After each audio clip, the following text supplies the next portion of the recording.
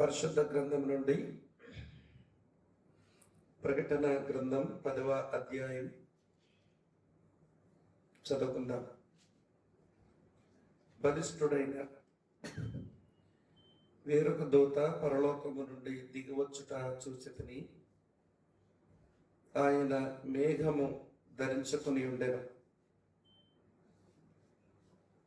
ఆయన శిరస్సు మీద వర్షధనస్సు ఉండెను. ఆయన ముఖము సూర్య బింబం వలెను, ఆయన పాదములు అగ్ని స్తంభముల వలెను ఉండెను. ఆయన చేతిలో విప్పబడి ఉన్న ఒక చిన్న పుస్తకం ఉండెను. ఆయన తన కుడి పాదము సముద్రం మీదను ఎడమ పాదము భూమి మీదను మోపి సింహము గర్జించున్నట్లు గొప్ప శబ్దముతో ఆర్భాటించాను. ఆయన ఆర్భటించినప్పుడు 7 ఉరుములు వాటి శబ్దములు పలికెను. ఆ 7 ఉరుములు పలికినప్పుడు నేను వ్రాయబోవచ్చుండగా 7 ఉరుములు పలికిన సంగతులకు ముద్ర వేయుము, వాటిని వ్రాయవద్దని పరలోకము నుండి ఒక స్వరము పలుకుట వింటిని. మరియు సముద్రము మీదను భూమి మీదను నిలిచి ఉండగా నేను చూచిన ఆ దూత తన కుడి చెయ్యి ఆకాశము తట్టు ఎత్తి పరలోకమును అందులో ఉన్న వాటిని, భూమిని అందులో ఉన్న వాటిని, సముద్రమును అందులో ఉన్న వాటిని సృష్టించి యుగయుగములు జీవించుచున్న వాని తోడు ఒట్టు పెట్టుకొని ఇక ఆలస్యం ఉండదు గాని 7వ దూత పలుకు దినములలో అతడు బోర ఓదబోచుండగా అతడు దేవుడు తన దాసులకు ప్రవక్తలకు తెలిపిన సువార్త ప్రకారము దేవుని మర్మం సమాప్తమగునని చెప్పాను. అంతటా పరలోకము నుండి నేను విన్న స్వరం మరలా నాతో మాట్లాడచ్చు, నీవు వెళ్ళి సముద్రం మీదను భూమి మీదను నిలిచి ఉన్న ఆ దూత చేతిలో విప్పబడి ఉన్న ఆ చిన్న పుస్తకం తీసుకుంటమని చెప్పుట వింటిని. నేను ఆ దూత యుద్ధకు వెళ్ళి ఈ చిన్న పుస్తకం నాకిమ్మని అడుగుగా ఆయన దాన్ని తీసుకుని తినివేయము, అది నీ కడుపుకు చేదుగున గాని నీ నోటికి తేనె వలె మధురముగా ఉండునని నాతో చెప్పాను. అంతటా నేను ఆ చిన్న పుస్తకమును దూత చేతిలో నుండి తీసుకుని దానిని తినివేసి తిని అది నా నోటికి తేనె వలె మధురముగా ఉండెను గాని నేనును దానిని తినివేసిన తర్వాత నా కడుపునకు చేరాయను.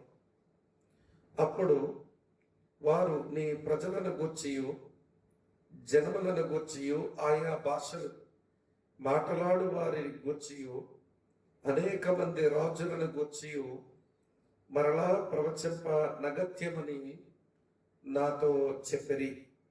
దేవుడు ఈ వచనాలను మన ధ్యానం కొరకు ఆశీర్వదించునుగాక. ప్రార్థన చేద్దాం. ప్రేమగల మా ప్రియమైన మా పరలోకపు తండ్రి, మీకు కృతజ్ఞతాస్తుతులు చెల్లిస్తూ మేము నీ పాదాల చెంతకు చేరి వస్తున్నాము. ప్రభా, నీ విశేష కనికరము చొప్పున మీరు మాతో మాట్లాడుతూ ఉన్న నీ జీవ మాటల కొరకు మీకు స్తోత్రాలు. నీ వాక్యము నుండి ప్రోత్సాహాన్ని, నీ వాక్యము నుండి కనువిప్పును, నీ వాక్యము నుండి ఆదరణ హెచ్చరికలను సంపాదించుకుని మా ఆధ్యాత్మిక జీవితాలను అభివృద్ధిలోనికి తెచ్చుకోవడానికి మీరు చేస్తున్న సహాయం కొరకు, మీరు మాకు అనుగ్రహించిన వాక్యము ఆత్మ కొరకై మిమ్మలను మా హృదయపూర్వకంగా స్తుతిస్తూ, ఓ దయగలిగిన ప్రభువా, మరోసారి నీ కృపాసనాన్ని మేము సమీపిస్తున్నాము.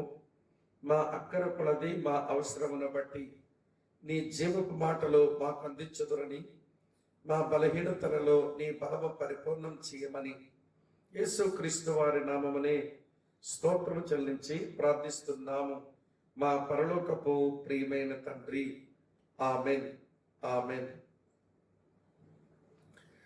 ప్రభునందు ప్రియమైన సహోదర సహోదరి గారు, ప్రభు అయిన యేసుక్రీస్తు వారి నామమున మీకు శుభములు, వందనాలు తెలియజేస్తూ ఉన్నాను. ప్రభు యొక్క విశేష కనికరమును బట్టి ఈ కష్టకాలంలో దేవుడు సజావుగా మన జీవితాలను సాగిస్తున్నందుకు ఆయనకు మనం వందనాలు చెల్లించబద్దులం. అలాగా దేవునికి కృతజ్ఞతలు చెల్లిస్తూ సంపూర్ణమైనటువంటి వినయ భావంతో ఈ భూమి మీద మనం జీవించడం అది మనకు ఆశీర్వాదకరం, దేవునికి మహిమకరం. అలాగ మన జీవితాలను వెళ్ళబుచ్చే ప్రయత్నం చేద్దాం. మరి గతించిన కొద్ది రోజులుగా మనం ప్రకటన గ్రంథం దాదాపు వచనం వెంబడి వచనం దాంట్లో ఉన్న విషయాన్ని మనం అధ్యయనం చేస్తూ వస్తున్నాము. నేటికి మనం 10వ అధ్యాయం దగ్గరకు ప్రభు మనలను తీసుకుని వచ్చారు కనుక ఈ 10వ అధ్యాయాన్ని మనం కలిసి ధ్యానం చేస్తాం. ఈ 10వ అధ్యాయం దగ్గరకు వెళ్ళే ముందు ఒక విషయాన్ని మనం గమనించవలసి ఉంది. ఈ తీర్పులు ఆరంభమైన నాటి నుంచి ప్రియులారా, అక్కడక్కడ దేవుడు విరామపు మాటలు, విరామపు అనుభవాలు ఈ గ్రంథంలో ఆయన చొప్పించినట్టుగా మనం చూస్తాం. 6వ ముద్ర 7వ ముద్ర ఈ మధ్యలో ప్రియులారా దేవుడు కొంత విరామం ఇచ్చి ఆ విరామపు కాలములో ప్రకటన గ్రంథం 7వ అధ్యాయంలో తను జరిగిస్తున్న ప్రక్రియలు రాయించినాడు. అలాగనే 6వ బూర 7వ బూర ఓదబడే ఆ మధ్య కాలంలో ప్రియులారా 10వ అధ్యాయం అలాగే ప్రకటన గ్రంథం 11వ అధ్యాయం 14వ వచనం వరకు ఈ బోరల తీర్పు మధ్య ఉన్న వ్యవధి, విరామ సమయం మనం చూస్తాం. తరువాత 6వ పాత్ర 7వ పాత్ర మధ్యలో మరొక విరామాన్ని మనం చూస్తాము. కానీ అది ఒక్క వచనంలోనే ఉంది. అది ప్రకటన గ్రంథం 16వ అధ్యాయం 15వ వచనం మాత్రమే అది విరామ సమయం. మరి పాత్రల తీర్పుల మధ్య పెద్ద విరామం లేదు, కానీ ముద్రల తీర్పు అలాగనే బోరల తీర్పు మధ్య దేవుడు తీసుకున్న పాజ్, దేవుడు ఇచ్చినటువంటి విరామ సమయంలో జరుగుతున్న సంగతులు మన ధ్యానానికి మనం తెచ్చుకుని మనం చాలా ప్రయోజనం పొందొచ్చు.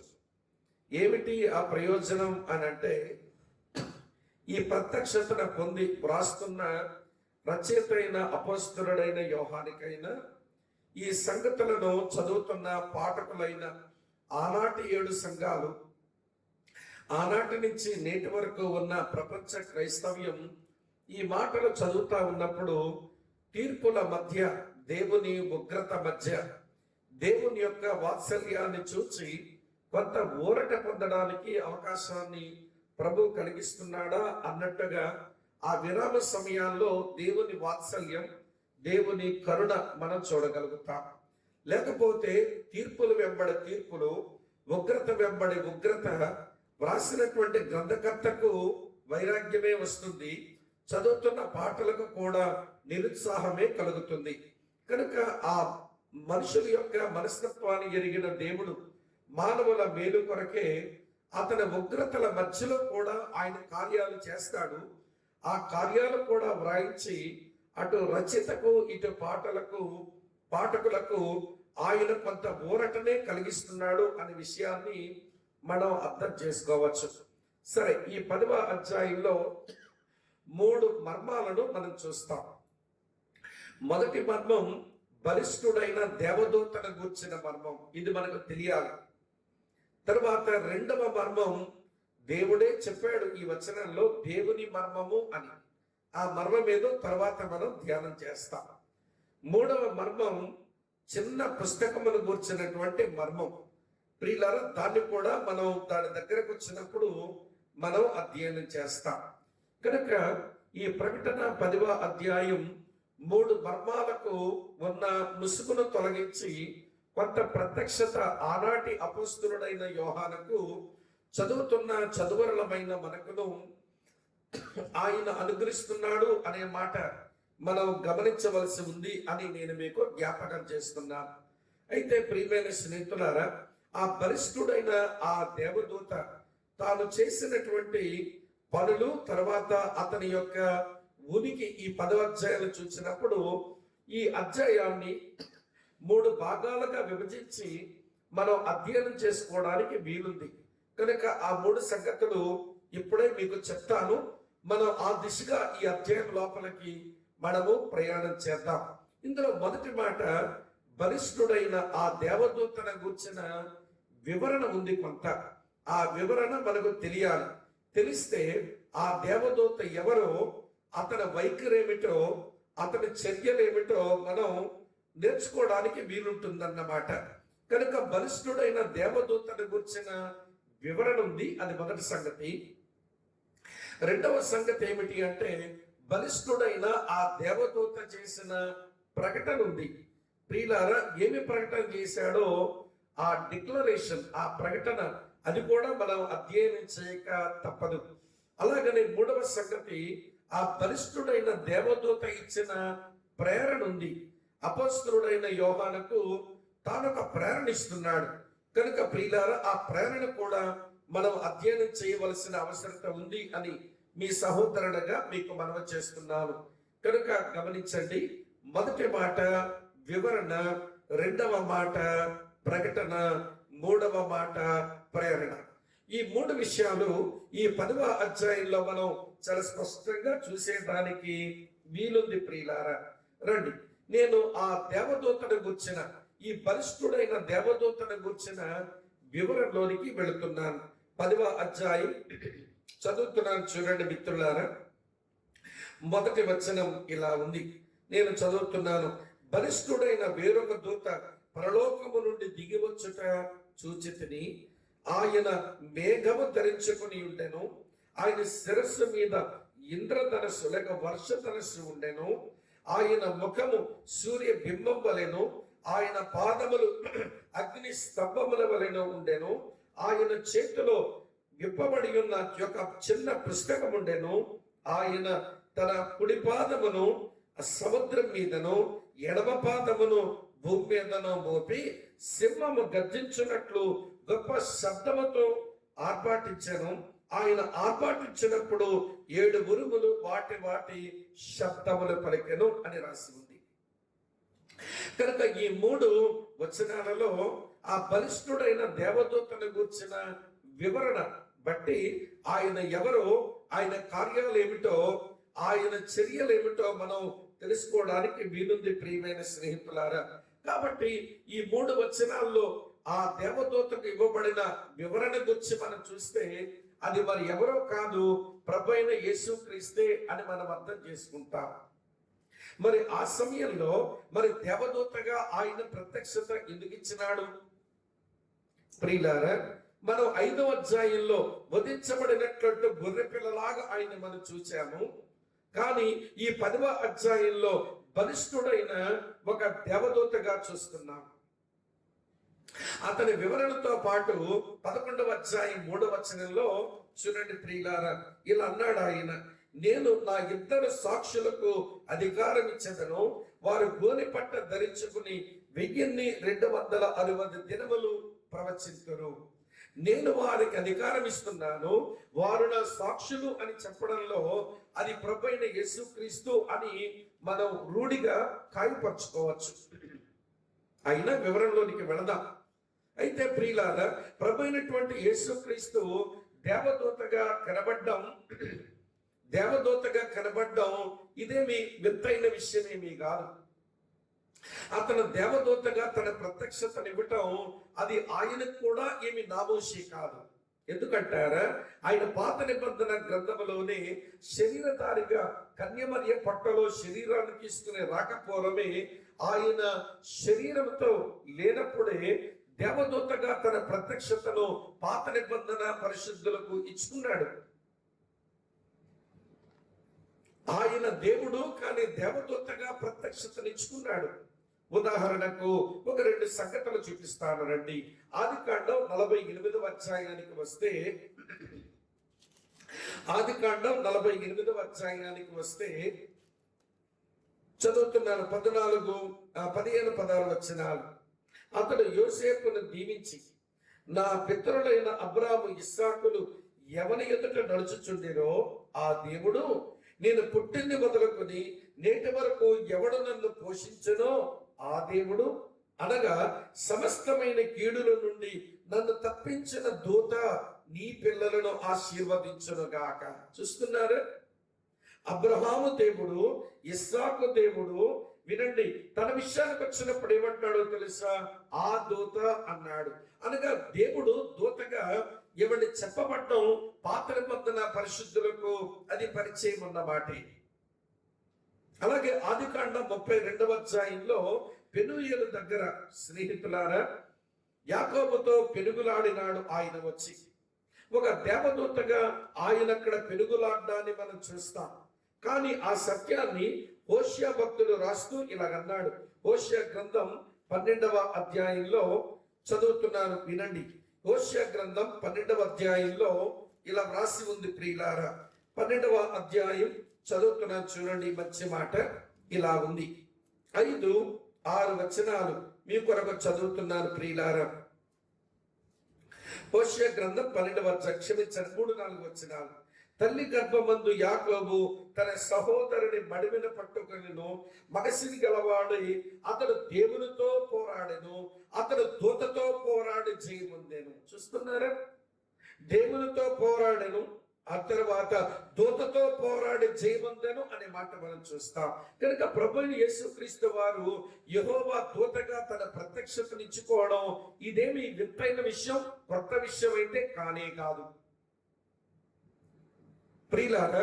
ఇప్పుడు మరి ప్రకటన గ్రంథం 10వ అధ్యాయంలో అతను బలిష్ఠుడైన దేవదూతగా తన ప్రత్యక్షతనివ్వడానికి గల కారణం ఏంటంటే, పాత నిబంధన పరిశుద్ధులు ఏ రాజ్యం కొరకైతే ఎదురు చూసే వాళ్ళు వారికి యెహోవా దూతగా ప్రత్యక్షతనిచ్చుకున్న ఆ ప్రభు, సంగమునకు వధించబడినటువంటి గొర్రెపిల్లైన ఆ ప్రభు ఈ శ్రమల కాల సమయంలో కూడా తన చర్యలు, తన కార్యాలు చేయడానికి దేవుని రాజ్యం కొరకు ఎదురు చూస్తున్న శ్రమల కాల పరిశుద్ధుల విషయంలో కూడా ఆయన క్రియలు జరిగించే యెహోవా దూతగానే తన ప్రత్యక్షతనిచ్చాడు.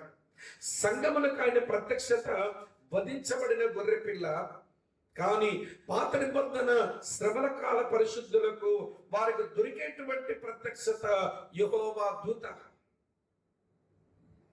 వినండి, ఇప్పుడు వివరాల్లోనికి వెళదాం. ఈ యెహోవా దూత యొక్క డిస్క్రిప్షన్ వివరణంతా మనం గమనిస్తే ఒక 4-5 సంగతులను మనం నేర్చుకోవడానికి వీలుంది.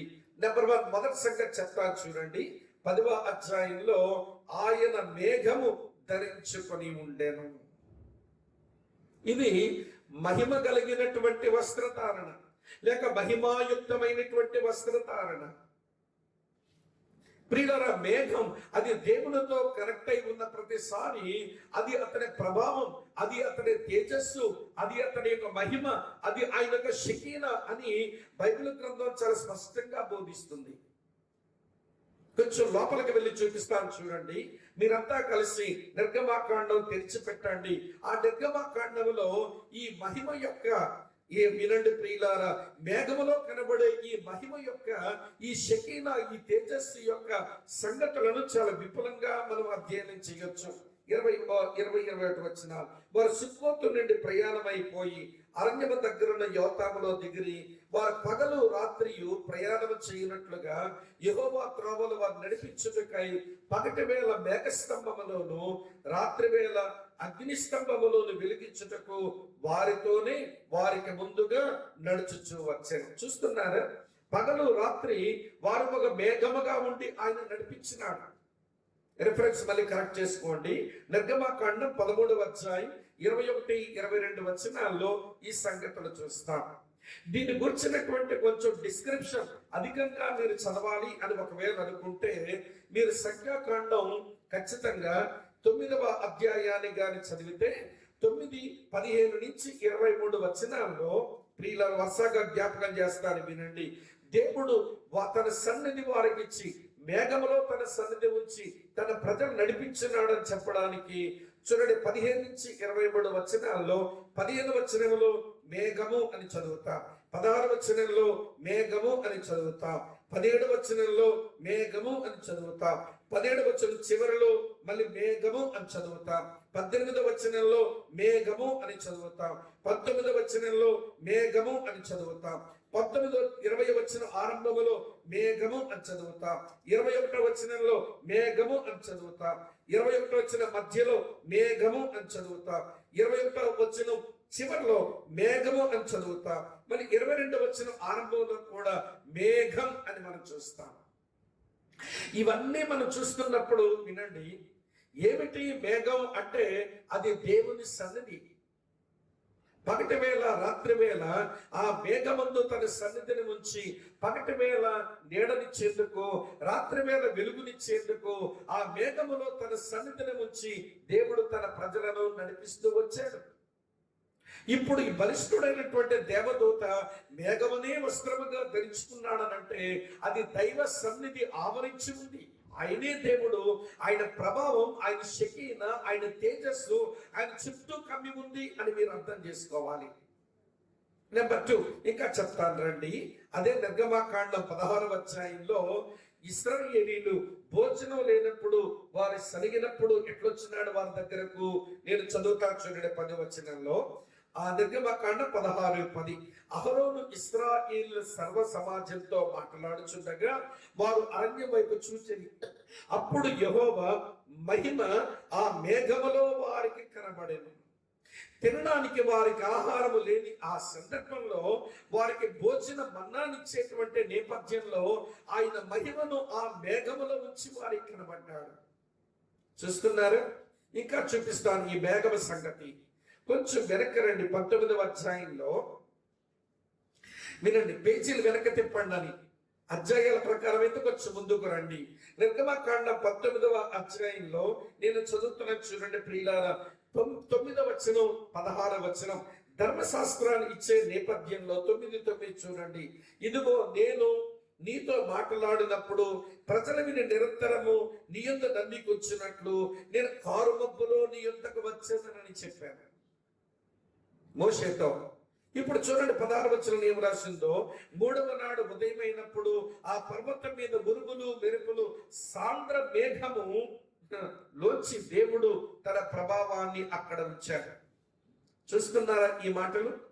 మీరు ఇలాగా ఈ మేఘం యొక్క జర్నీ చూడండి. ఈ మేఘము ఇశ్రాయేలీయులతో ఉన్నప్పుడు ఆ మేఘము వారికి తన సన్నిధినిచ్చింది. అదే మేఘం వారికి ఆహారం లేనప్పుడు దాంట్లో ఉన్న ప్రభావం చేత ఇశ్రాయేలు ప్రజలకు భోజనం దొరికింది. అదే మేఘము దేవుని ప్రజలకు ధర్మశాస్త్రం ఇవ్వడానికి, వినండి ప్రియులారా, ఆ మేఘము నుంచి దైవ సన్నిధి దేవుడు ప్రత్యక్షమై ధర్మశాస్త్రాన్ని ప్రసాదించాడు. మిత్రులారా, అలాగని ఇంకో సంగతి మీతో చెప్తాను.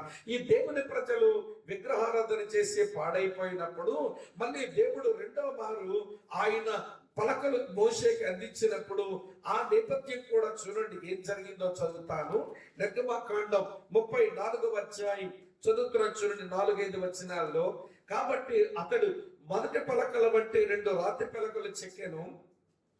మోషే తనకు యెహోవా ఆజ్ఞాపించినట్టు ఉదయమంది పెద్దల కడ లేచి ఆ 2 రాతి పలకలు చేత పట్టుకుని సీనాయి కొండ యొక్క మేఘములో యెహోవా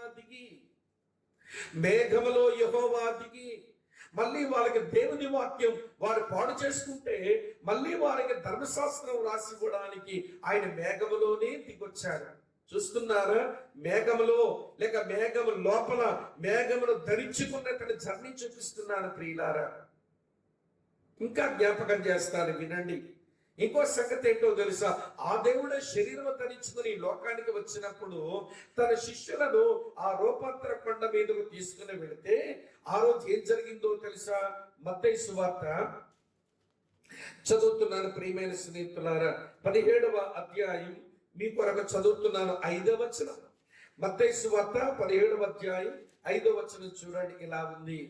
అతడు ఇంకనో మాట్లాడుచుండగా ఇదిగో ప్రకాశమానమైన ఒక మేఘము వారిని కమ్మెను అని మనం చూస్తాం. ఆయన చుట్టూ మేఘము కమ్మేసింది ఆ రూపాంతర అనుభవంలో. సరే, ఆయన మరణించి తిరిగి లేచి పునరుత్థానుడై ఆకాశానికి వెళ్ళిపోతూ ఉంటున్నప్పుడు వినండి, అపొస్తలుల కార్యాల 1:11 వచనంలో ఆయన మేఘముల మీద కొనుక్కోబడుతున్నాడు. ప్రకటన గ్రంథం 1:7 వచనంలో యోహాను భక్తుడు రాస్తాడు, ఆయన మేఘారూఢుడై రాబోతున్నాడు.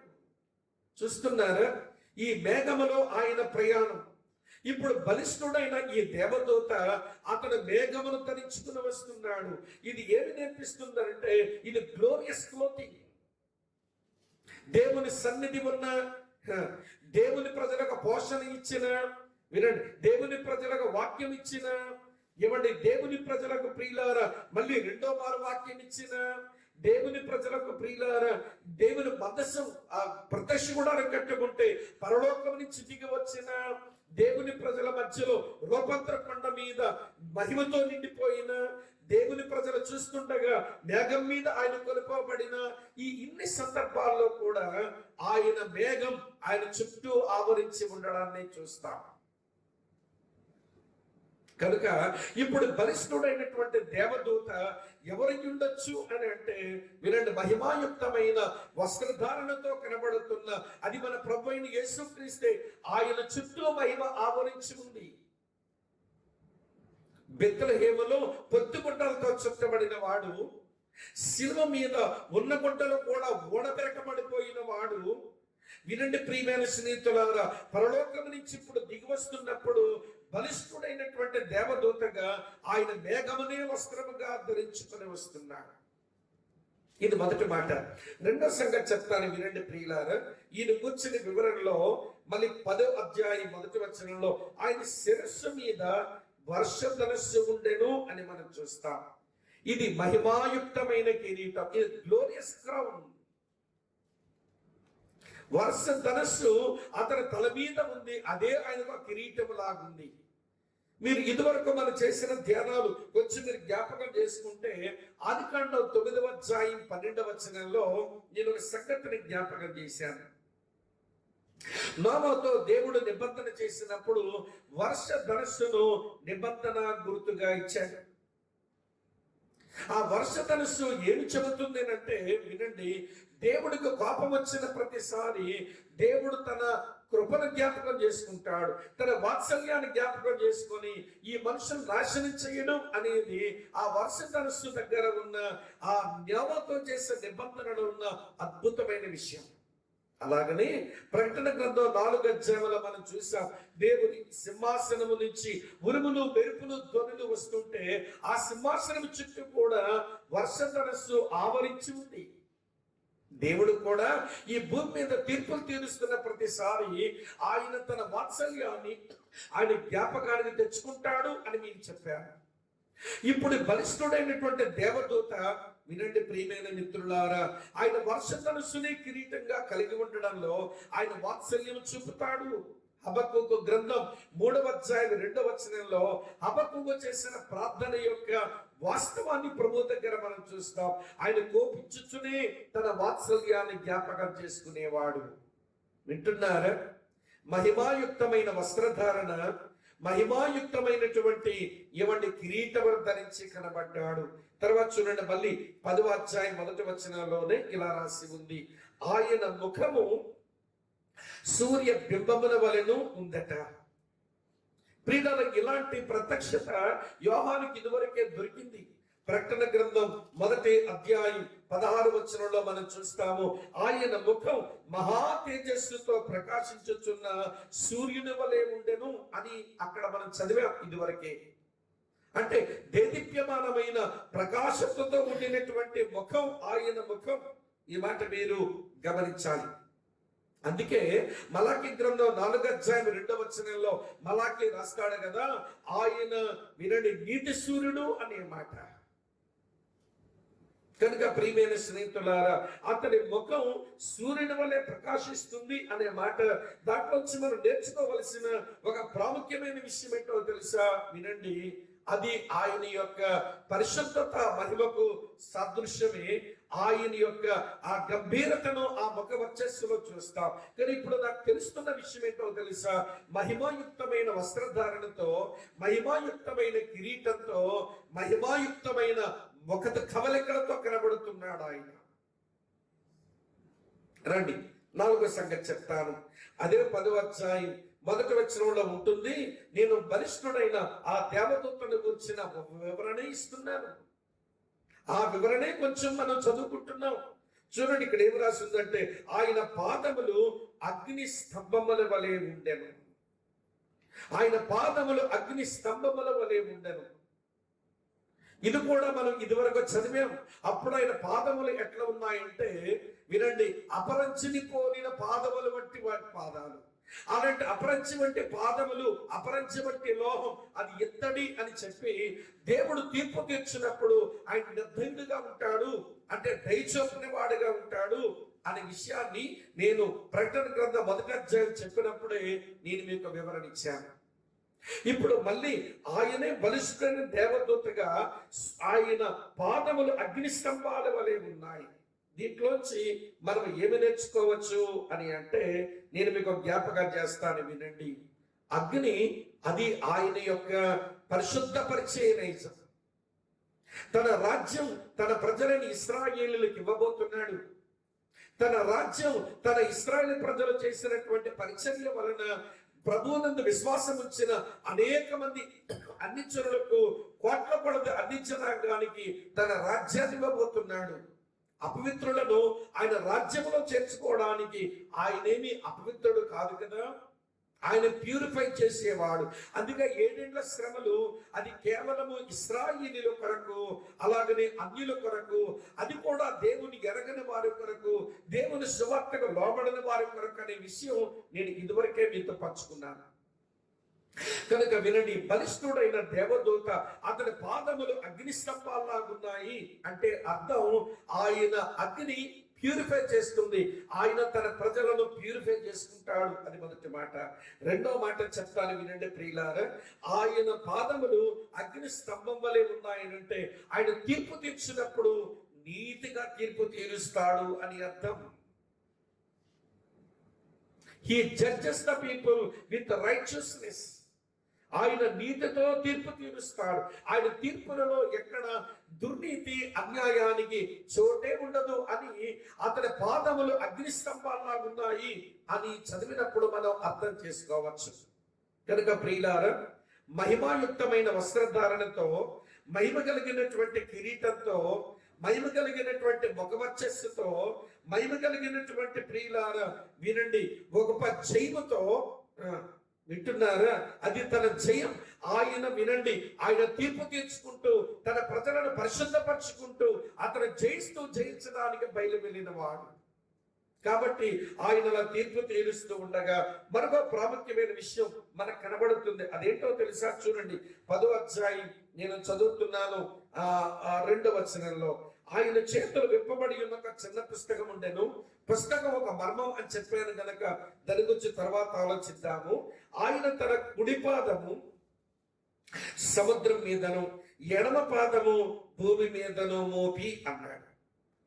వినండి, ఆయన తీర్పు తీర్చుతున్నప్పుడు ఆయన పరిశుద్ధుడుగా, ఆయన నీతియుక్తమైన తీర్పులు తీర్చేవాడుగా ఉన్న ఈయన ఆ పాదములు అగ్నిస్తంభాల వంటి పాదాలు కలిగిన వాడు. ఎప్పుడి పాదమును ఆయన సముద్రం మీదను, ఎడమ పాదమును ఆయన భూమి మీదను మోపాడు. ఏమిటి దీని అర్థం? దీని అర్థం ఏమిటి అంటే, ఇది అర్థం కావాలి అంటే యెహోషువ గ్రంథం 1వ అధ్యాయం 3వ వచనం మనం జ్ఞాపకం చేసుకోవాల్సిందే. యెహోషువ గ్రంథం 1వ అధ్యాయం 3వ వచనంలో, నేను మోషేతో చెప్పినట్లు మీరు అడుగుపెట్టు ప్రతి స్థలమును మీకు ఇచ్చుచున్నాను, మీరు అడుగుపెట్టు ప్రతి స్థలమును మీకు ఇచ్చుచున్నాను. దేవుడి సృష్టి అంతటినీ చేసి అది ఆదాముకు రాజుగా చేసి అప్పగిస్తే, ఆదాము హవ్వలు మన ఆది పితరులు వారు పాపం చేసి వాటి మీద అధికారాన్ని పోగొట్టుకున్నారు. కనుక ఇప్పుడు లోకము, దాని రాజ్యాలు, అవన్నిటి మీద అధికారము దుష్టుడు కలిగి ఉండగా ఇప్పుడు బలిష్ఠుడైన దేవదూత చేస్తున్న పని, అతని కుడి పాదం సముద్రం మీద మోపాడు, ఆయన ఎడమ పాదం భూమి మీద మోపాడు. దీని అర్థం ఏంటో తెలుసా? దాన్ని నేను స్వాధీనపరుచుకుంటున్నాను అని చెబుతున్నాడు. అదే ఆయన జయిస్తూ కదిలి వస్తూ వెళ్తున్నవాడని చెప్పాను. ఆ అర్థాన్ని గమనించే అతను జయించడానికి వెళుతున్నాడు. ఆయన అగ్ని వంటి స్తంభముల లాంటి పాదాలు కలిగిన వాడు, ఆయన భూమిని ఇటు సముద్రాన్ని అంతటిని జయించినటువంటి వాడు. మనం అప్పుడప్పుడు ఆరాధనలో పాడుకుంటాం ఈ మాటనే పాటలో పాడుకుంటాం. 95వ కీర్తన మనకు బాగా తెలుసు. ఇది కాల్ టు వర్షిప్, ఆరాధన కొరకు పిలుపైన భాగంలో ఈ మాటలు చదువుకుంటా ప్రియులారా. చదువుతా చూడండి, 3 నుంచి ఇలా రాసింది 95వ కీర్తనలో. యెహోవా మహాదేవుడు, దేవతలందరిపైన మహాత్యము గల మహారాజు. భూమి అగాధ స్థలములు ఆయన చేతిలో ఉన్నవి, పర్వత శిఖరములు ఆయనవే, సముద్రము ఆయనది, ఆయన దాన్ని కలుగ చేశాను, ఆయన అస్తములు భూమిని నిర్మించాను. ఇవన్నీ చేసింది ఎవరు? ఆయన. అయితే వీటి మీద ఆధిపత్యం చేస్తున్నది ఎవరు? దుష్టుడు. అయితే ఒక రోజు రాబోతుంది, ఆ రోజున వినండి, మనుష్య కుమారుడు మహిమలోనికి వెళ్ళిన ఈ వధించబడిన గొర్రె పిల్ల బలిష్ఠుడైనటువంటి దేవదూతగా ఏదైతే తాను సృజించినవి మనుషులకు అప్పగిస్తే మనుషులు దాన్ని చేజేతులో వదులుకున్నారో వాటన్నిటినీ స్వాధీనపరచుకోవడానికి అగ్ని వంటి స్తంభములు కలిగిన పాదములతో వాటి మీద తన పాదములను మోపి దాన్ని ఆయన స్వాధీనపరచుకునేవాడు. అందుకే ఆయన మహిమాయుక్తమైన జయాలు కలిగిన వాడు అని చెప్పుకోవాల్సి వచ్చింది. ఇంకెక్కువ వివరించలేను, మిగిలింది మీరు ఆలోచించండి. మరొక సంగతి మీతో చెప్పాలి. మరో సంగతి ఏంటో తెలుసా? వినండి ప్రియులారా. అతని యొక్క వస్త్రం మహిమతో ఉంది, మేఘంతో కప్పబడి. ప్రియులారా, అతని తల మీదని వర్షధనుస్సు కిరీటంలా ఉంది. అతని ముఖము సూర్యుని బింబం వలె కనబడుతూ ఉంది. అతని పాదములు అగ్ని స్తంభాల్లా కనబడుతున్నాయి. సరే, అక్కడతో అయిపోలేదు. చూడండి, ఆయన ఏమో ఆయన కేకలు వేస్తున్నాడు ప్రియులారా. చదువుతున్నాను చూడండి, 10వ అధ్యాయంలో 3వ వచనం ఇలా ఉంది. సింహము గర్జించినట్లు గొప్ప శబ్దముతో ఆర్భాటించెను. సింహము గర్జించినట్లు గొప్ప శబ్దముతో ఆర్భాటించెను. ఆయన ఆర్భాటించినప్పుడు 7 ఉరుములు వాటి శబ్దములు పలికెను. ఆయన వినండి, ఆర్భాటముతో చేసిన గర్జన వినబడుతుంది. అయితే వినండి ప్రియులారా, ఆయన గర్జిస్తున్నాడు. వినండి, ఆయన గర్జించే గర్జింపు అది దేని కొరకంటే జయించినాడు గనక. అది విజయోత్సాహము కేక. 1 పేతురు 5వ అధ్యాయం 8వ వచనంలో కూడా వాడు కూడా గర్జిస్తున్నాడు. వాడు దేని కొరకు గర్జిస్తున్నాడు అంటే ఎవడని మింగుదురా అని గర్జిస్తున్నాడు. జయం పొందినందుకు బలిష్ఠుడైన దేవదూత గర్జిస్తుంటే ఎవడని మింగుదనని సాతానుడు కూడా గర్జిస్తున్నాడు. ప్రభునందు ప్రియమైన స్నేహితులారా, వాడి గర్జన వినండి, వాడు మనుషుల్ని భయపెట్టి ఎవరిని మింగడానికి ప్రయత్నం చేస్తున్నాడు. కానీ వాడు ఇదివరకే ఓడిపోయిన సింహం. కానీ ఈ బలిష్ఠుడైన దేవదూత ఆయన గర్జించు సింహములాగా ఆయన ఆర్భాటముతో కేకలు వేయటంలో వినండి, భూమి మీద తన పాదం పడింది, సముద్రం మీద తన పాదం పడింది. వాటిని జయించినటువంటి వాడుగా ఆయన విజయోత్సాహంతో ఆయన కేకలు వేస్తున్నాడు. ఇదంతా మీకు ఎందుకు వివరించానంటే, మీరు అపోస్తలుడైన యోహాను స్థానంలో ఉండి ఈ దృశ్యాన్ని చూడండి ఒకసారి. మహిమతో కూడిన వస్త్రం, మహిమతో కూడిన కిరీటం, మహిమతో కూడిన ముఖం, మహిమతో కూడిన పాదాలు, మహిమతో కూడిన కేక, ఇవన్నీ గ్లోరియస్ గా ఉన్నాయి. ఇవన్నీ కూడా మీరు యోహాను స్థానంలో ఉండి మీరు చూడండి. యోహాను ఉన్న పరిస్థితి ఏంటో తెలుసా? మనుష్య సంచారము లేని, సరైనటువంటి వస్తువులు లేని. వినండి ప్రియమైన స్నేహితులారా, చలికి అక్కడున్న వాతావరణానికి ఎవడి మనిషి చచ్చిపోయేటువంటి ఆ పద్మాసు ద్వీపమున ఒంటరి వాడిగా ఆ శ్రమ మధ్య డొమిషన్ చక్రవర్తి ఇచ్చిన ఆ భయంకరమైనటువంటి శ్రమలో, హింసలో ఉండేటువంటి వాడికి ఇది ఎంత ఆదరణ, ఎంత ప్రోత్సాహాన్ని ఇస్తుందో. డొమిషన్ కి గ్లోరీ లేదు, కానీ నేను ఏ ప్రభువుని సేవిస్తున్నాను? వినండి ప్రియులారా, ఆయన భూమండలాన్ని అంతటిని, ఆయన సముద్రం మీద అంతటిని ఆయన అధికారం కలిగిన వాడు, సమస్తాన్ని ఆయన స్వాధీనపరుచుకునేటువంటి వాడు అనే విషయం ప్రియులారా అపొస్తలుడైన యోహానుకు ఎంత ప్రోత్సాహాన్ని ఇస్తుందో నేను అదే మాట మీతో కూడా చెప్తున్నాను. మనకు ప్రతికూలమైన పరిస్థితులు వస్తున్నాయి, శ్రమలు వస్తున్నాయి, లేక హింసించబడే వాతావరణం వస్తుంది. మనం అనుకున్నది ఒకటి అవుతుంది, జరుగుతున్నది మరొకటి అవుతుంది. కానీ ఒక విషయం మర్చిపోకండి, నీవు నేను నమ్మి సేవిస్తున్నటువంటి ప్రభు అయిన యేసుక్రీస్తు ఆయన మహిమ కలిగినటువంటి బలిష్ఠుడైనటువంటి వాడు. బలము లేని వాడైతే నీకు సహాయం చేయలేకపోవచ్చు. మహిమ లేని వాడైతే, నీలాంటి మట్టి ఘటమైతే ఆయన నమ్ముకోవడం వల్ల నీకేమీ ప్రయోజనం లేకపోవచ్చు. కానీ ఆయన బలిష్ఠుడైన దేవదూత, ఆయన మహిమలో ఉన్నవాడని 5 సంగతుల ద్వారా మనం నేర్చుకున్నాం. వస్త్రము మహిమ కలిగింది, కిరీటము మహిమ కలిగింది, ముఖము మహిమ కలిగింది, పాదాలు మహిమ కలిగినవి, అరుపులు మహిమ కలిగిన అరుపులే. కాబట్టి ప్రియులారా, ఇది ఆ బలిష్ఠుడైన దేవదూతలకు వచ్చిన మర్మం. ఇది వివరణ యోహాను రాసింది. నేను కొంచెం మీకు ఎక్స్ప్లెయిన్ చేశానంతే.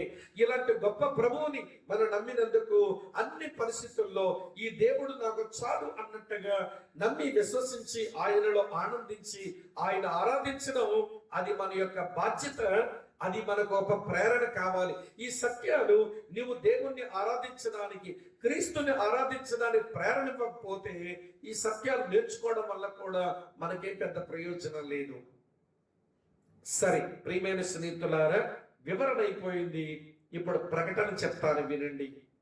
ఈ బలిష్ఠుడైన దేవదూత ఒక డిక్లరేషన్ ఇస్తున్నాడు. ఇంతసేపు మీరు విన్నది డిస్క్రిప్షనే. ఇప్పుడు మనం వినబోతున్నది ఆయన ఇచ్చిన డిక్లరేషన్. ఏమని డిక్లేర్ చేస్తున్నాడు, ఏమని ప్రకటన చేస్తున్నాడు చదువుతాను చూడండి ప్రియులారా. ఇప్పుడు 5వ వచనం నుంచి ఇలా రాసి ఉంది, మరియు సముద్రం మీదను భూమి మీదను నిలిచి ఉండగా నేను చూచిన ఆ దూత తన కుడి చెయ్యి ఆకాశము తట్టు ఎత్తి పరలోకమును అందులో ఉన్న వాటిని, భూమిని అందులో ఉన్న వాటిని, సముద్రమును అందులో ఉన్న వాటిని సృష్టించి యుగ యుగములో జీవించుచున్న వాని తోడు అని ఒట్టు పెట్టుకొని ఇక ఆలస్యం ఉండదు గాని 7వ దూత పలుకు దినములలో అతడు బూరల ఊదబోవచ్చుండగా దేవుడు తన దాసులకు ప్రవక్తలకు తెలిపిన సువార్త ప్రకారము దేవుని మర్మము సమాప్తమగునని చెప్పాను. వినండి ప్రియమైన స్నేహితులారా, ఈ వచనంలో మనకు కనబడుతున్న ఈ 3 వచనాల్లో మనకు కనబడుతున్న ప్రకటన ఏమిటి అంటే, ఇది బొట్టు పెట్టుకొని ప్రకటించిన ప్రకటన. అందుకనే వినండి ప్రియులారా, ఈ డిక్లరేషన్ అది ఎలాంటిది అని అంటే, వినండి, షూర్, ఖచ్చితమైన ప్రకటన. ఎందుకంటే దేవుని కుమారుడు బొట్టు పెట్టుకొని చేస్తున్న ప్రకటన. మీరు చాలా కాలంగా కనిపెడుతున్నారు, ఓ పాత నిబంధన పరిశుద్ధులైతే సంఘ పరిశుద్ధులమైన మనం కూడా ఎప్పుడు ఆయన రాజ్యం భూమి మీదకి వస్తుందా, ఎప్పుడు ఈ లోకం నీతి నివసించే లోకం అవుతుందా, ఎప్పుడు యేసుక్రీస్తు ప్రభు రాజుగా ఏలుబడి చేస్తాడా, ఎప్పుడు యేసుతో పాటు మనం కలిసి ఏలుతామని చెప్పి అందరూ వేచి చూస్తున్నారు. అపాస్యం చేసే వాళ్ళేమో వినండి ఆలస్యమని ఎంచుకుంటున్నారు. కానీ ఒట్టు పెట్టి చెప్తున్నాను, వినండి, పరలోకమును అందులో ఉన్న వాటిని సృష్టించిన దేవుని ఆన, భూమిని భూమిలో ఉన్న వాటిని చేసిన వాని ఒట్టు, అలాగనే సముద్రములో ఉన్న వాటిని చేసిన ఆ దేవుని పేరిట ఆనబెట్టి నేను మీతో చెబుతున్నాను, ఇక ఆలస్యం చెయ్యను. ప్రభునందు ప్రియులారా, ఇలా వినండి. యేసు ప్రభు బోధ చేసినప్పుడు ఏమన్నాడు, ఒక మారు ఏమన్నాడు తెలుసా? మత్తయి సువార్త 5వ అధ్యాయంలో మనం చూస్తాము. మత్తయి సువార్త 5వ అధ్యాయంలో మనం చూస్తాము ప్రియులారా, ఆ వచనాల్లో ఇలా రాసి ఉంటుంది, మీరు ఆకాశము తోడనవద్దు. 12వ ప్రసంగంలో మత్తయి సువార్త 5వ అధ్యాయం నేను 33-34 వచనాలు చదువుతాను చూడండి. మరియు నువ్వు అప్రమాణము చేయక నీ ప్రమాణము ప్రభువులకు చెల్లించవలనని పూర్వీకులతో చెప్పబడిన మాట మీరు విన్నారు కదా. నేను మీతో చెప్పినదేమనగా, ఎంత మాత్రము ఒట్టు పెట్టుకొనవద్దు, ఆకాశము తోడనద్దు అది దేవుని సింహాసనము. భూమి తోడనవద్దు, అది ఆయన పాదపీఠము. యెరూషలేము పట్టణము తోడనవద్దు, అది మహారాజు పట్టణం. ఒట్టు పెట్టకండి. మీ మాట అవునంటే అవును, మీ మాట కాదంటే కాదన్నట్టు ఉండాలి. 37వ వచనం చూడండి. మీ మాట అవునంటే అవును, కాదంటే కాదు అని ఉండవలెను. వీటికి మించిన దృష్టిని వలన పడుతుంది. అరే ఒట్టు పెట్టొద్దని, మీ మాట అవునంటే అవును, కాదంటే కాదు అని మీరు చెప్పినటువంటి ఆ దేవుడే ఇప్పుడు ఈయన ఒట్టు పెడుతున్నాడు ఏమిటి? ప్రభునందు ప్రియమైన స్నేహితులారా, విషయం జ్ఞాపకం చేస్తాను వినండి. హెబ్రీయులకు రాసిన పత్రికలో దేవుడు ఇలా ఒట్టు పెట్టాడు అబ్రాహాముకి ఇచ్చిన వాగ్దానాన్ని నెరవేర్చే విషయంలో. జ్ఞాపకం చేస్తాను వినండి. హెబ్రీయులకు రాసిన పత్రిక 6వ అధ్యాయంలో మీ కొరకు చదువుతున్నాను 13వ వచనం. దేవుడు అబ్రాహామునకు వాగ్దానం చేసినప్పుడు తనకంటే ఏ గొప్పవాని తోడు అని ప్రమాణం చేయలేకపోయిన గనుక తన తోడు అని ప్రమాణం చేసి నిశ్చయముగా నేను నిన్ను ఆశీర్వదింతును, నిశ్చయముగా నేను నిన్ను విస్తరింపచేతును అని చెప్పాను. ఆ మాట నమ్మి అతడు ఓర్పుతో సహించి ఆ వాగ్దాన ఫలము పొందెను అని ఉంది. ఇక్కడ కూడా దేవుడు తన మీద తాను నా ఒట్టు అని పెట్టుకుని దేవుడు వాగ్దానం చేసినట్టు ఉంది కదా. ప్రియులారా వినండి, ఇక్కడ మనుషులకేమో ఒట్టు పెట్టొద్దన్నాడు, దేవుడే ఒట్టు పెడుతున్నాడు. మనుషులు ఎందుకు ఒట్టు పెట్టకూడదు అని అంటే, వినండి ప్రియులారా, నువ్వు దేని మీద ఒట్టు పెట్టడానికి అది నీది కాదు. అది మొదటి విషయం. ఆకాశము నీది కాదు, ఈ భూమి నీది కాదు, సముద్రము నీది కాదు. ఆకాశము దేవుని సింహాసనం, ఈ భూమి ఏమో ఆయన పాదపీఠం. వినండి ప్రియులారా, యెరూషలేము పట్టణమేమో మహారాజు పట్టణం. వాటి మీద నువ్వు ఒట్టు పెట్టాల్సిన పని లేదు, అది నీది కాదుగా. మరో సంగతి చెప్తాను వినండి. భూమి మీద నువ్వు ఏ మాట చెప్పినా అవి నువ్వు నెరవేరుస్తాను అని చెప్పిన మాట అవునంటే అవును, కాదంటే కాదు అన్నట్టుగా ఉండాలి. ఎందుకంటే అలాంటివి ఎన్నో చాలా మంది చేశారు, నువ్వు చేయగలవు. కాబట్టి నువ్వు చెప్పినప్పుడు చేస్తానని నువ్వు ఒట్టు పెట్టాల్సిన అవసరమే లేదు. అవునంటే అవును, కాదంటే కాదు. 1000 రూపాయలు ఇస్తానని చెప్పావు, దీనికి అమ్మతోడు అనక్కర్లేదు. ఎందుకంటే 1000 రూపాయలు చాలా మంది ఇచ్చిన వాళ్ళు ఉన్నారు, నువ్వు కూడా ఉంటే ఇవ్వగలవు. దాన్ని ఒట్టు పెట్టక్కర్లేదు. నీవు తెలుసుకో ముందే, ఇవ్వగలను అన్ని కనిపిస్తే ఇస్తానని చెప్పు, ఇవ్వలేని చెప్తే ఇవ్వలేని చెప్పు, అంతే గాని దానికి ఒట్టు అవసరం లేదు. కానీ 75 సంవత్సరాలు పైబడిన ఒక ముసలోడికి నీకు సంతానం ఇస్తానని చెప్పినప్పుడు ఇలాంటి సంగతి ఎక్కడా జరగలేదు.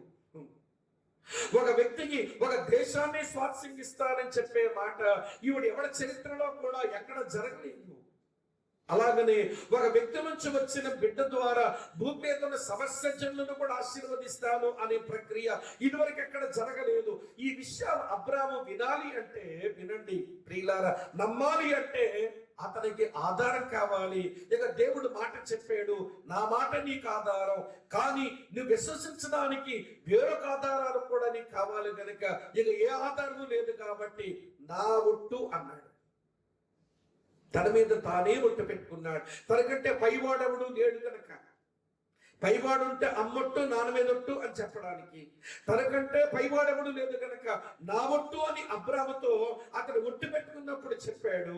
ఇప్పుడు బలిష్ఠుడైన దేవదూత వినండి, ఆయన సముద్రం మీద పాదాలు పెట్టి భూమి మీద పాదాలు పెట్టి నేను ఇక ఆలస్యం చెయ్యను, ఏదైతే జరుగుతుందని ఆదరించి చెప్తూ వచ్చానో దానికి ఆలస్యం చెయ్యనని ఆ పరలోకపు తన తండ్రి మీద ఆనబెట్టి చెప్తున్నాడు. వింటున్నారా? అందుకే this declaration is sure declaration. ఇది ఖచ్చితంగా నెరవేర్పుకొచ్చేటువంటి ప్రకటన. రెండో సంగతి చెప్తాను వినండి. ఈ ప్రకటన ఎంత ఖచ్చితమైన ప్రకటనో అదే సమయంలో ఈ ప్రకటన గంభీరమైన ప్రకటన. ఏమిటి దీని గంభీరత? వినండి ప్రియులారా, దేవునిని ఆనబెట్టి అతను చెబుతున్న ప్రకటన ఏమిటో తెలుసా ప్రియులారా? చదువుతున్నాను చూడండి మరలా. 10వ అధ్యాయంలో ఇలా రాసి ఉంది, 7వ వచనం.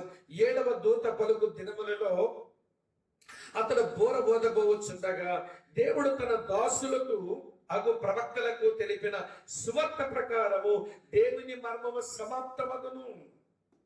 ఇక్కడ ఒక విషయం చెప్తాను. బైబిల్లో కొన్ని మర్మాలు ఉన్నాయి. తిమోతికి పౌలు రాస్తుంటాడు, దైవభక్తిని గూర్చిన మర్మం అన్నాడు. అదొక మర్మం. అలాగనే వినండి, ధర్మ విరోధి అయిన క్రీస్తు విరోధిని గురించి పౌలు తెస్సలోనికీయులకు రాసిన 2వ పత్రికలో ధర్మ విరోధిని గురించిన మర్మం అన్నాడు. అదొక మర్మం, తెలియబడవలసి వచ్చినప్పుడు తెలియబడుతుంది. ఇప్పుడు ఏమంటున్నాడంటే, బలిష్ఠుడైన దేవదూతగా దేవుని మర్మం సమాప్తమగును. ఏంటి దేవుని మర్మం సమాప్తమయ్యేది? ఆ మర్మం అంట, వినండి ప్రియులారా, దాసులకు ప్రవక్తలు తెలిపిన సువార్త ప్రకారము అది దేవుని మర్మం. దాసులైన వినండి, తన ప్రవక్తలు చెప్పిన ఎవడి సువార్త ప్రకారం అది దేవుని మర్మం.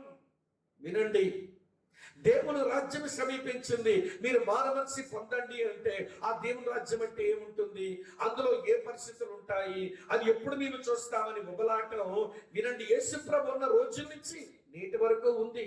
అది మర్మముగానే ఉంది. అక్కడక్కడ తెలియబడిన వచనాలను బట్టి దేవుని రాజ్యాన్ని గురించి అర్థం చేసుకుంటున్నాము, కానీ వాస్తవమైన దేవుని మర్మం అది ఆ దేవుని రాజ్యం మర్మయుక్తంగానే ఉంది.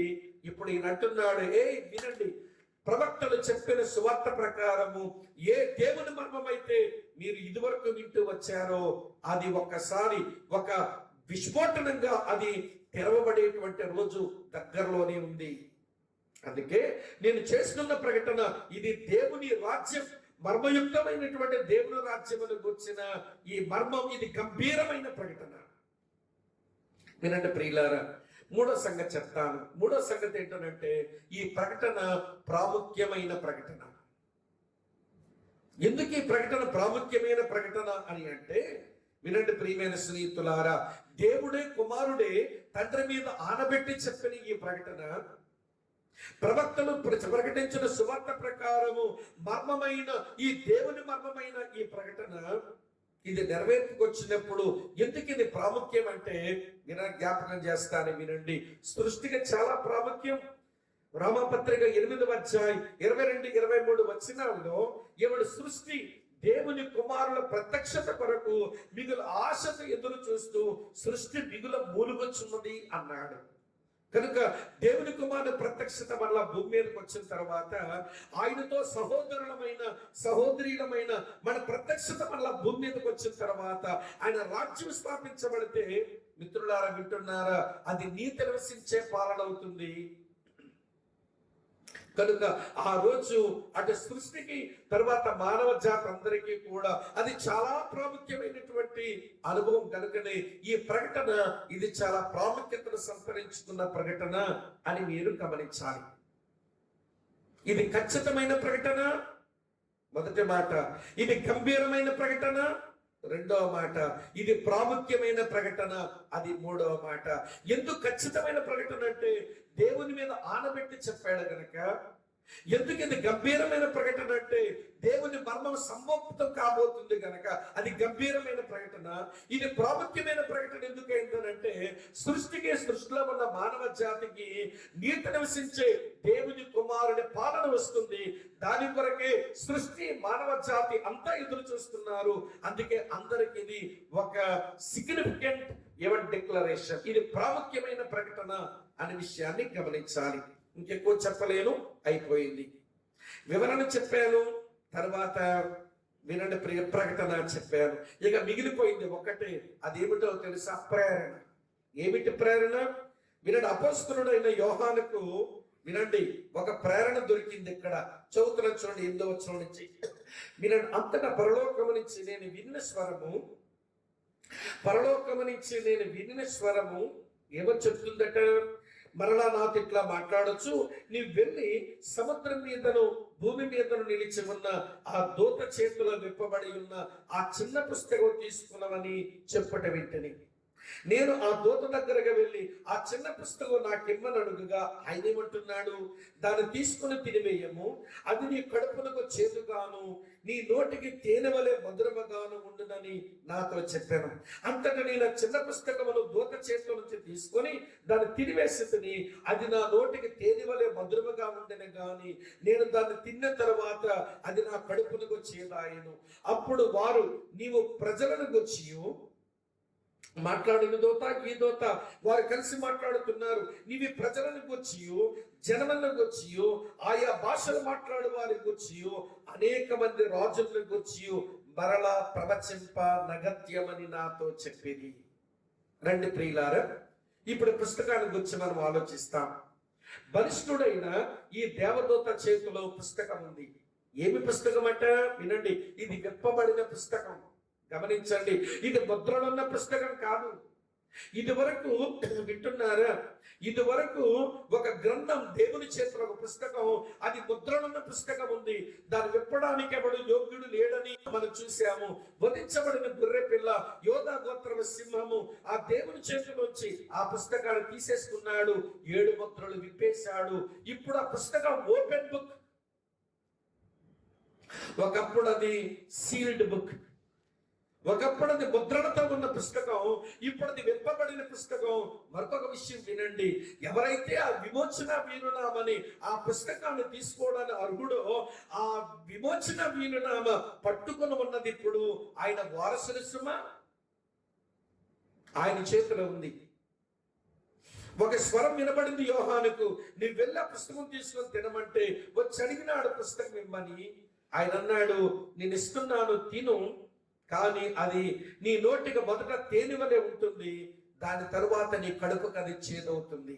ఇక్కడ ఒక 2 విషయాలు చెప్పి నేను ముగిస్తాను ప్రియులారా, వినండి. మొట్టమొదట ఆయన చెప్పే మాట, నీవు తిను అంటే ఆ చేతిలో ఉన్న గ్రంథాన్ని నీవు తినాలి అన్నాడు. తినడం అనే మాట జాగ్రత్త మీరు గమనించండి ప్రియులారా.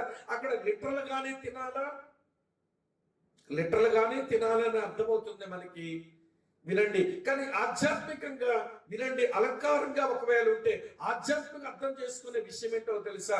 తినటం అనే మాట, దేవుని మాటలు తినాలి అని మనం ఇర్మియా గ్రంథం 15వ అధ్యాయం 16వ వచనంలో చదువుతాం. ఇర్మియా 15:16లో నీ మాటలు నాకు దొరకగా నేను భుజించితనంటాడు. అలాగనే యేస్కేలు గ్రంథం 2వ అధ్యాయంలో, మిత్రులారా, యేస్కేలు గ్రంథం 2వ అధ్యాయంలో యేస్కేలు కూడా దేవుని గ్రంథాన్ని తిన్నాడు. దీని అర్థం ఏంటో తెలుసా?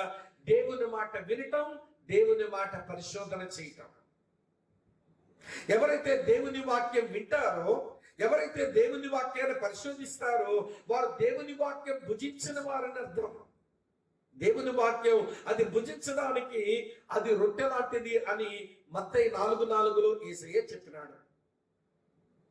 దేవుని వాక్యమును భుజించడానికి ఇది పాల వంటిది అని చెప్పి పేతురు భక్తుడు 1 పేతురు 2:2లో పేతురు చెప్పాడు. ఇది భుజించడానికి ఇది మాంసము లాంటిది దేవుని వాక్యం అని వినండి ప్రియులారా. అపోస్తలుడైన పౌలు 1 కొరింథీ పత్రిక 3వ అధ్యాయం 1-2 వచనాల్లో చెప్పాడు. ఇది తినడానికి, ఇది భోజనం లాగా తినడానికి ఇది తేనె వంటిదని కీర్తనాకారుడు 119వ కీర్తన 103వ వచనంలో చెప్పాడు.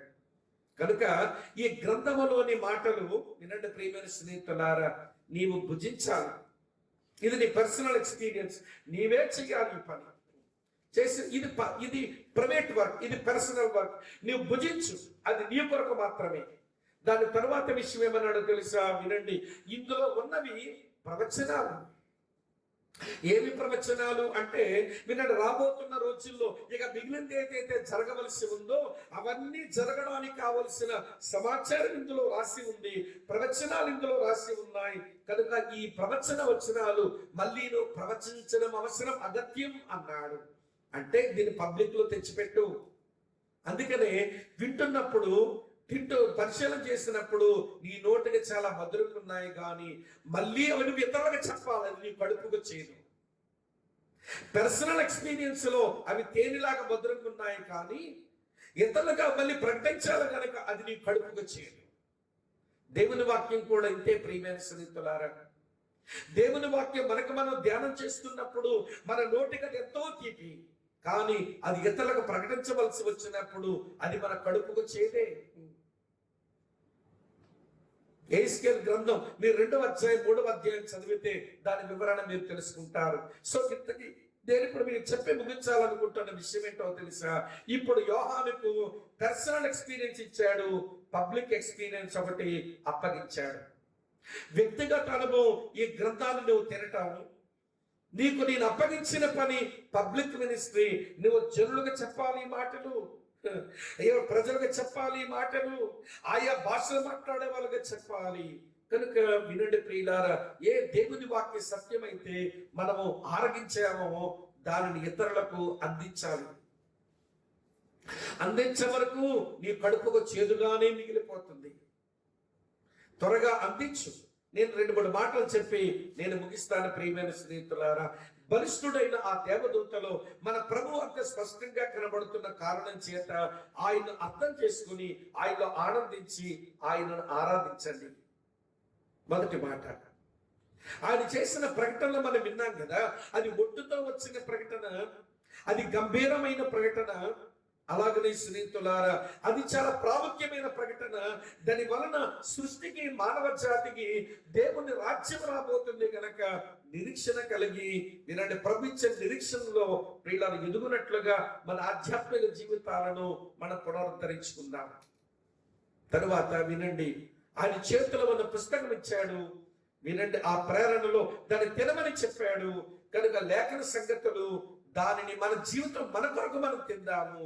ఇతరుల కొరకు అది కడుపులో చేదుని అనిపిస్తే ఇతరులకు దాన్ని ప్రకటించుదాం. వినండి, నీకు నువ్వు అనుభవించిన వాక్యం ఇతరులకు చెప్పే వరకు కూడా అది నీ కడుపులో చేదుగానే మిగులుతుంది. ఈ ప్రవచన వాక్యాలు ఆయా జనులకు, ఆయా మనుషులకు, ఆయా భాషలు మాట్లాడే వాళ్ళకి నీవు ప్రకటించు. కాబట్టి ప్రియులారా, ఈ ప్రత్యేకమైన సమయంలో 1-2 మాటలు చెప్పి నేను ముగిస్తాను.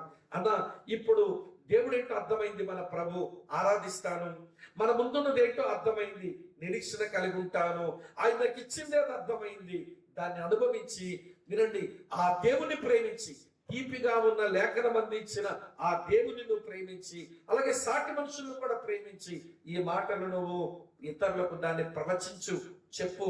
అందుకే 3 మాటలు చెప్తాను. ప్రీచ్ అగైన్, మళ్ళీ పోయి చెప్పు. ఎప్పటి వరకు చేశావు యోహాను పరిచర్య? ఈ ప్రత్యక్షత పొందిన తర్వాత కూడా నువ్వు పరిచర్య చేయాలి. Preach the word, preach again. నువ్వు ప్రీచ్ చేసేది పని చెయ్యాలనంటే ప్రే అగైన్, మళ్ళీ ప్రార్థన చెయ్యి. Preach again, pray again. నువ్వు ప్రకటించు, ప్రార్థించు. కనుక ప్రకటించావు, ప్రార్థించావు, అది నిజంగా ఎదుటివారి జీవితంలో పని చేయాలంటే నీ జీవితాన్ని నీవు ఇచ్చుకోవాలి. గివ్ అగైన్, నీ గురించి నువ్వే ఖర్చు అయిపో. చివరి మాట, నేను నీకు ఇచ్చిన ప్రత్యక్షతలన్నిటికీ సాక్ష్యం చెప్పు. అదేంటో తెలుసా? Testify again. ఈ 4 ఆజ్ఞలు ఈ రోజు మన ముందు ఉన్నాయి. Preach again, pray again, give again, testify again. మళ్ళీ సాక్ష్యం ఇవ్వు, మళ్ళీ నిన్ను నువ్వు ఇచ్చుకో, మళ్ళీ ప్రార్థనకు అప్పగించుకో, మళ్ళీ వాక్యం ప్రకటించు. ఇది ఈ రోజు ప్రభు మన ముందు ఉంచిన బాధ్యతలన్న విషయాన్ని అర్థం చేసుకొని నమ్మకస్తులమై ఇలా జ్ఞాపకం చేస్తాను. వినండి, ప్రేమిద్దాం లేఖనాలను బట్టి, నిరీక్షిద్దాం వినండి ముందున్న భవిష్యత్తును బట్టి. వినండి ప్రియులారా, విశ్వాసంతో ఆయన ఆరాధిద్దాం. ఎందుకంటే ఆయన ఏంటో మనకు అర్థమైనాడు కాబట్టి. విశ్వాస, ప్రేమ, నిరీక్షణలు ప్రియులారా క్రైస్తవ జీవితానికి ఇంధనం. ఈ ఇంధనం తగ్గిపోతే బండి ముందుకు సాగదు. చాలా మంది ఫియర్ వేసుకోరు వారి జీవితంలో. విశ్వాస, ప్రేమ, నిరీక్షలు వినండి వాక్యం ఎదుటికి వచ్చి, పరిశుద్ధుల సావాసం దగ్గరకు వచ్చి ప్రియులారా ఫిల్ చేసుకోరు వాళ్ళ హృదయాలు. ఆ కారణం చేత వారి ఆధ్యాత్మిక బళ్ళు అవి ఎక్కడెక్కడో స్తంభించిపోయి నిలిచిపోతున్నాయి. నీ జీవితం ఏంటో నీకు తెలుసు.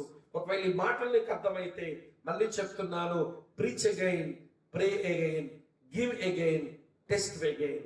మళ్ళీ సాక్ష్యం ఇవ్వు, మళ్ళీ సమర్పించుకో, మళ్ళీ ప్రార్థించు, మళ్ళీ ప్రకటించు. ప్రార్థన చేసుకుందాం. ప్రేమ గల నమ్మకమైన మంచి తండ్రి, మీకు వందనాలు చెల్లిస్తున్నాము.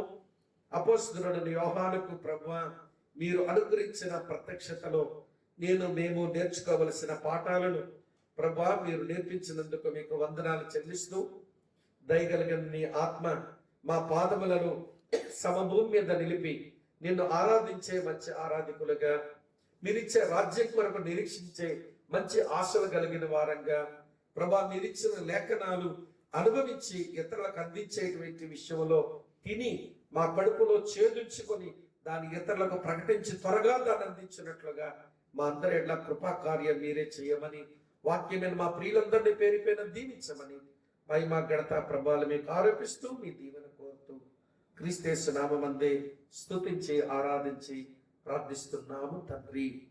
ఆమేన్.